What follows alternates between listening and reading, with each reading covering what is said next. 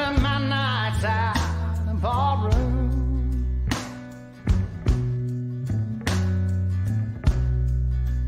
Liquor was the only love I'd known.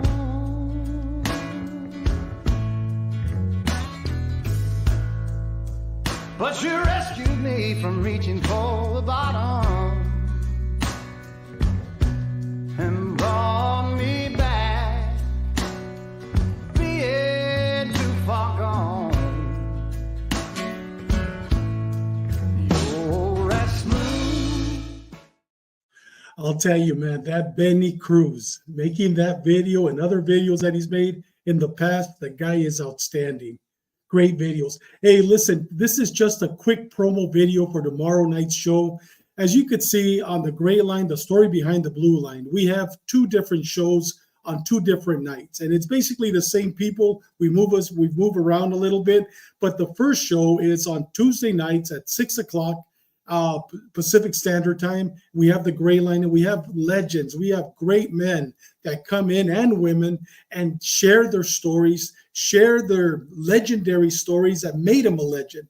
One of the reasons why we started these programs was we don't want anyone, including your grandchildren, my grandchildren, my relatives, former and current law enforcement officers, to ever forget the legends that came before us. Never forget the stories that made them legends. And that's what the gray line, the story behind the blue line, was created for. But now we've created another show that's on every Wednesday at 5 o'clock Pacific Standard Time, which is called Ash Wednesday. And in that show, you got another legend that is on my co-host, Robert Arce, Bobby Arce, a 25-year veteran detective with the Phoenix Police Department. Him and I, we basically share our favorite drink. His lately has been tequila. Mine is always scotch or bourbon. We share a drink, and at the same time, we smoke our favorite cigar.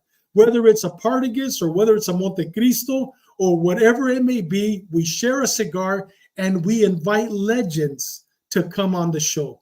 Tomorrow night, we have an outstanding legend. Let me just tell you some of the people that have been on both shows that have been legends. And these are former wardens, all of them wardens from San Quentin.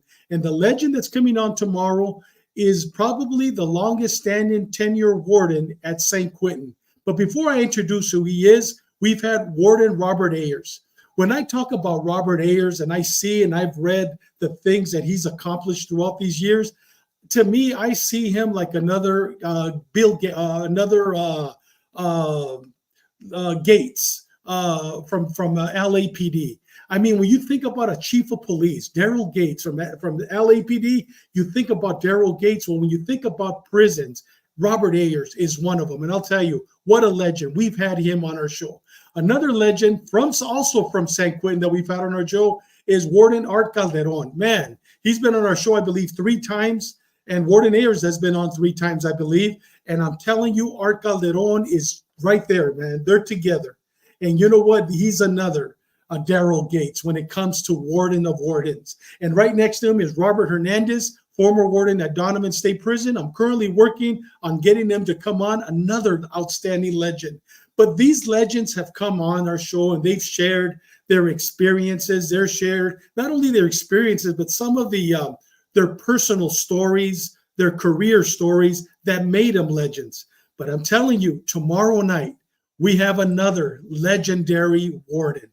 We have Warden Daniel Vasquez. I know that he's been on 60 Minutes. He's been on Dateline. He's been on numerous shows on television, but I don't believe he's ever been on a small podcast like ours. And we're honored to have him. Real briefly, let me just tell you, Warden Vasquez was a warden at San Quentin from 1984 to 1994. I believe he's the longest standing tenured warden. During his 10 years there, the first year he was there, they had over 500 shots fired from the Mini 14 on the prison yard. He was there when they made the movie Blood In, Blood Out. As a matter of fact, I think he came out in the movie as the warden, and he got to meet all the movie stars. So we're going to talk a little bit about him. He was there when they executed this piece of crap right here, Robert Alton Harris. He's the one that killed those two young men, and one of them in San Diego, I believe in Mira Mesa, and one of them whose father actually arrested this guy, not knowing that he had murdered his son earlier that day, and actually ate his McDonald's lunch after he murdered him. He'll talk about those type of stories. He'll talk about his experiences. But tomorrow night, it's going to be we're hoping to have him on for 4 shows, because his life, I mean, we start off when he was a cop before, and then he went into corrections. From corrections, he became a warden, from a warden, and then we go from there. I mean, executions, movies, Mexican mafia, Black Guerrilla family, it's all there in this man's life. So if you want to experience, I mean, an outstanding episode, tomorrow is the night you do not want to miss. Have your drink ready with us. And if you don't smoke a cigar, don't worry. And if you don't drink, who cares? Have your soda there. Have your water there. But you do not want to miss this episode. With that said, you know what? I'm going to just come over here real quick, and I'm just going to click on, you know what, my favorite song, A Mi Modo. But don't forget, right now in another hour, we have Saul Ayala, a former detective who probably holds the record for most narcotic undercover buys with the Phoenix Police Department. He's going to be on our show in another 45 minutes live.